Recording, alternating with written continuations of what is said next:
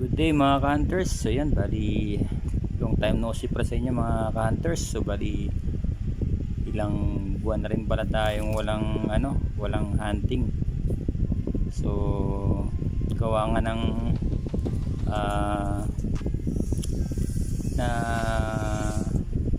ano na natin yung unit natin, no? Sa pinampo na natin sa iba. So yan, so bali unboxing pala tayo ngayon mga ka-hunters. So yan, so ito palang dumating na parcel natin. Yan, so galing Davao yan mga ka-hunters. Yan, siguro kung mga kapwa ka-hunters natin, alam nyo na siguro to kung anong laman ito. So yan, so bali ito pala ay galing kay Sir Edgardo Marikit. Yan. So mga ibang hunters natin yan, so alam na natin kung sino yung si Sir Edgardo Marikit. Yan. So siya pala yung maker ng DBB na panumpit. Yan. So yan, so nag-order tayo sa kanya ulit ng panumpit. Yan, so balak na naman nating bumuo ng unit natin. So ang balak ko kundi man tactical o wood stock, so bali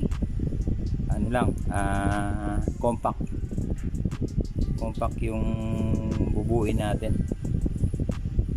So yung size nito mga cutters is nasa 15 inches lang. Yan, 15 inches. So hindi pa natin alam kung anong resibo yung kakabit natin dito, tapos anong tank yung pwedeng gamitin natin dito na hindi sasabit tong silencer natin. Yan. So abang-abang na rin sa silencer na in-order natin mga cutters. So yan, bali open na natin to. So last time na yung unit natin DBB rin, so kaso sa ibang tao natin siya nakuha ng mga hunters. So yan, so ito legit talaga, galing kay Sir Edgardo Marikit. Yan, so open natin kung ano yung pinagkaiba ng nakuha natin nung nakaraan sa na galing sa kanya. Yan mga hunters, so unbox na natin. So sana makaka-assemble na tayo ng unit natin. So na-miss ko na talaga yung pag pamamasyal sa bukid mga cutters.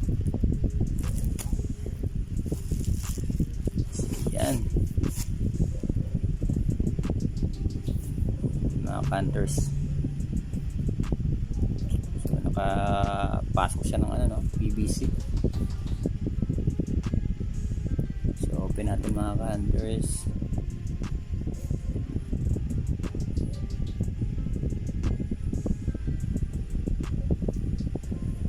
So mas pinili ko tong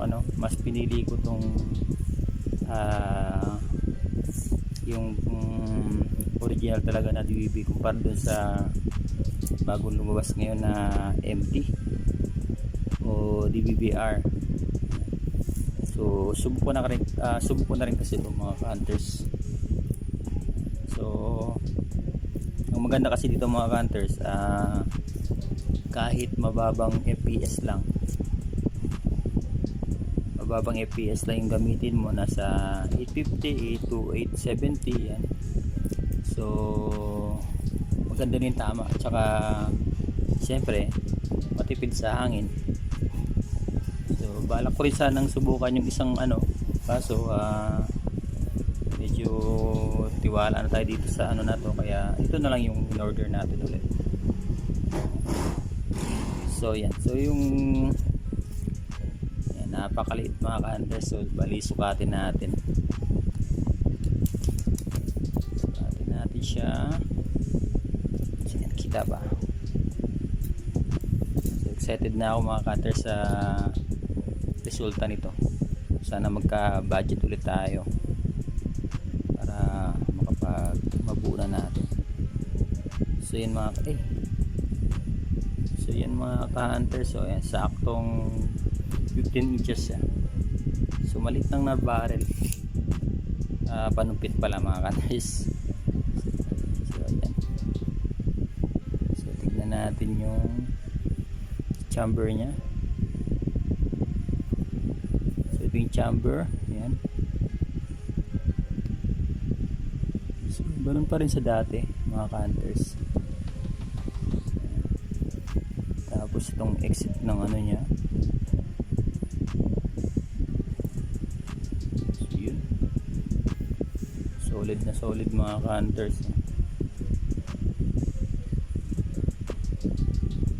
So iba talaga yung group niya mga ka-hunters. Napaka ganda. So di natin makikita yung loob niya. Check natin. So ito yung chamber niya. So ito naman yung labasan. So di natin ma-focus. Yan. So yan mga ka-hunters. Ganda mga ka-hunters. So hopefully mabuo na natin to. So budget na lang yung kulang. Yan mga ka-hunters. So matagal-tagal na rin tayong walang hunting. So namimiss na natin yung hunting. So medyo nangailangan kasi tayo, kaya binitawan na natin yung unit natin. Ayan. So yan mga ka-hunters, hanggang dito na lang siguro. So abang-abang na lang kayo sa magiging resulta ng pagbuo natin ng unit. Yan. So bali nag-order na rin ako ng silencer. Yan, papakita ko rin sa inyo yun pag dumating. Yan. Malupit na yun. Sobrang gaanong ano na yun, silencer na yun. Yan. Yan mga ka-hunters. So yun mga ka-hunters, hanggang dito na lang. So yun, maraming salamat sa panonood.